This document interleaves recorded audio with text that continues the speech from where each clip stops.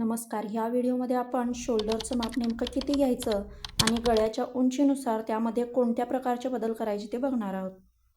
त्यासाठी ह्या ठिकाणी छातीच्या मापानुसार शोल्डरचं माप किती असावं त्यासाठीचा चार्ट दिलेला आहे. त्यानुसार तुम्ही शोल्डरचं माप घेऊ शकता.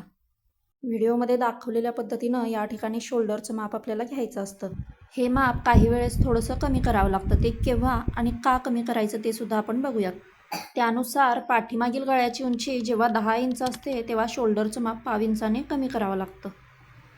त्यानंतर पाठीमागील गळा उंची 11 इंच असते तेव्हा शोल्डरचं माप अर्धा इंचाने कमी करावं लागतं.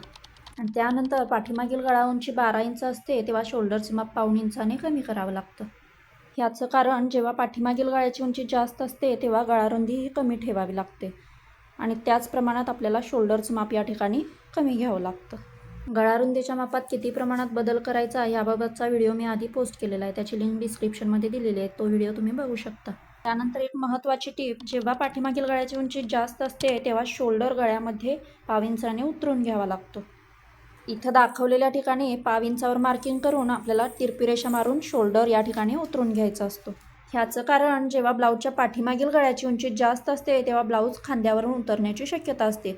असं होऊ नये म्हणून शोल्डर आपल्याला गळ्यामध्ये पाव इंचाने उतरून घ्यावा लागतो. व्हिडिओ कसा वाटला हे कमेंट करून नक्की सांगा. येणाऱ्या स्टिचिंग रिलेटेड सिरीजसाठी चॅनलला नक्की सबस्क्राईब करा. त्यासोबतच अनु स्टिचिंग स्टुडिओ या इंस्टाग्राम आणि फेसबुक पेजलाही नक्की फॉलो करा.